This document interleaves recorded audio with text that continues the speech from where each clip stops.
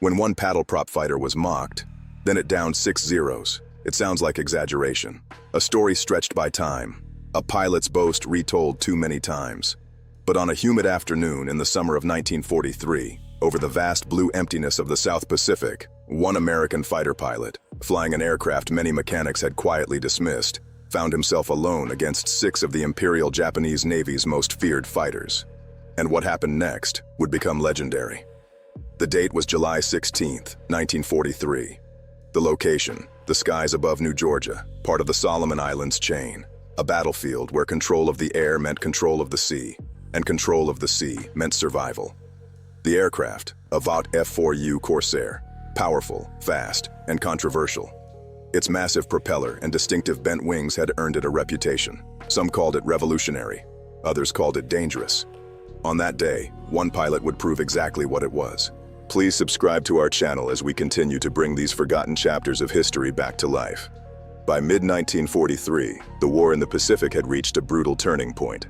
Following the bloody struggle for Guadalcanal, American forces were pushing northward through the Solomon Islands, aiming to isolate the major Japanese base at Rabaul. Air superiority was everything.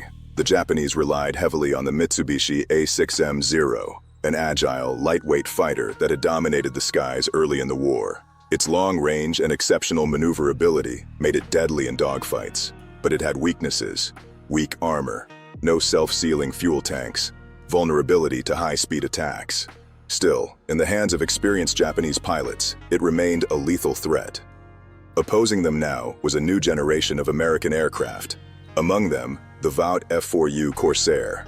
Powered by a massive Pratt & Whitney R2800 double Wasp engine, the Corsair was capable of speeds exceeding 400 miles per hour, faster than the Zero.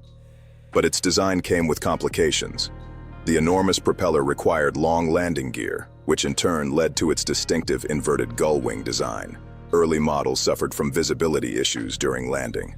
The aircraft had a tendency to bounce, stall, or veer unpredictably. Many Navy pilots and mechanics were skeptical.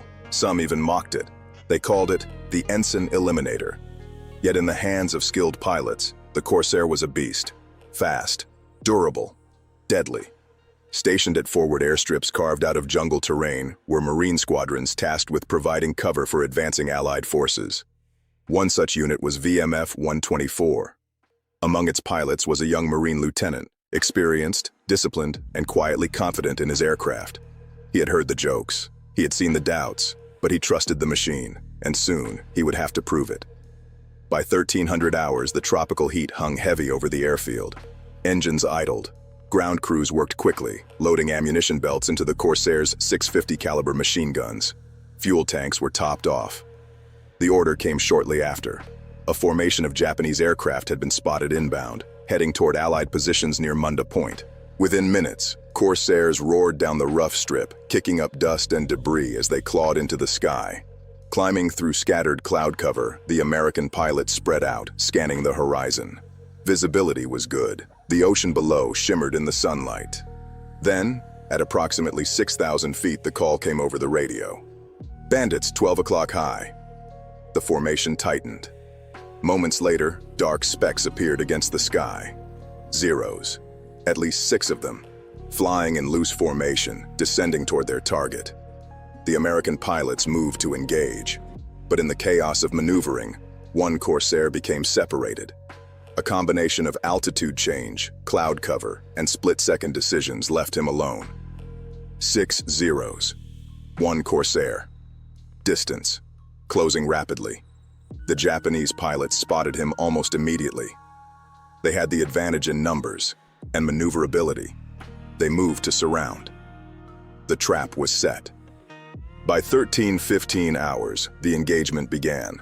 The first Zero dove aggressively, attempting to get behind the Corsair. Another climbed to cut off escape. 2 more moved wide, preparing to flank. It was textbook. The lone Corsair pilot reacted instantly. He pushed the throttle forward.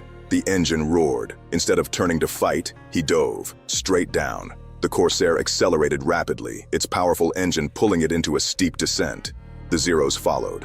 But here, the difference began to show. The Corsair could dive faster, much faster. The pilot leveled out just above the water, skimming the surface at high speed. Salt spray kicked up beneath him. The Zeros struggled to keep up, but they were still there, still 6 of them, still closing. The pilot pulled up sharply, converting speed into altitude, a classic boom and zoom maneuver. At the top of the climb, he rolled and fired. The first burst struck a Zero squarely. Flames erupted from its fuselage. It spiraled downward into the sea. 1 down. But 5 remained. The sky erupted into chaos. Tracer rounds streaked in all directions. The Corsair twisted and turned, not trying to outmaneuver, but to outpace. Every move was calculated. Speed over agility, power over finesse. Another Zero closed in from behind. The pilot rolled inverted and dove again. The pursuing aircraft overshot. In that split second, the Corsair pilot reversed direction and fired. Another hit, another explosion, 2 down, but the pressure was relentless. 3 Zeros attacked simultaneously, 1 from above, 2 from the sides. The Corsair shuddered as rounds struck its wings. Warning lights flickered. Fuel pressure dropped slightly. The situation was critical. 1 mistake, and it would be over. By 13:25 hours, the fight had reached its peak. The Corsair pilot was alone, damaged, and surrounded. But he still had one advantage: speed and discipline. Instead of engaging all enemies at once, he focused. 1 target at a time. He climbed again, drawing 2 Zeros upward. Then, without warning, he rolled and dove past them, targeting a 3rd aircraft below. The Zero pilot never saw it coming. A short burst, direct hit, 3 down. The remaining Zeros hesitated, just for a moment. But in aerial combat, a moment is everything. The Corsair pilot seized it. He accelerated into another dive, then pulled into a tight climb, forcing 1 Zero to follow. At the apex, the Zero stalled slightly. The Corsair did not. It fired. 4 down. Now the balance had shifted, from 6 against 1 to 2 against 1. The Japanese pilots, once aggressive, became cautious. They circled, tested, but the Corsair pilot pressed the attack. He dove again, drawing 1 Zero into pursuit. At high speed, he broke sharply. The Zero overshot. A burst of gunfire. 5 down. The final aircraft broke away, tried to escape, but the Corsair was faster. Closing the distance rapidly, the pilot lined up his shot. Steady, controlled, he fired. The round struck true. The 6th Zero trailed smoke, then burst into flames. 6 down. The sky fell silent. By 13:40 hours, the engagement was over. The lone Corsair circled briefly, scanning for additional threats. There were none. Fuel was low, damage was evident, but the aircraft was still flying. The pilot turned back toward base. When he landed, ground crews rushed to inspect the damage.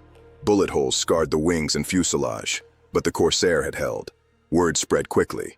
At first, disbelief, then confirmation. Gun camera footage, radio logs, witness reports from other pilots. It was real. 6 Zeros, 1 Corsair. The pilot was later credited officially with multiple confirmed kills from that engagement, an extraordinary feat under any circumstances.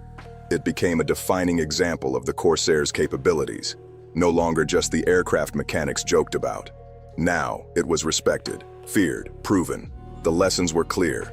Speed could defeat maneuverability. Discipline could overcome numbers.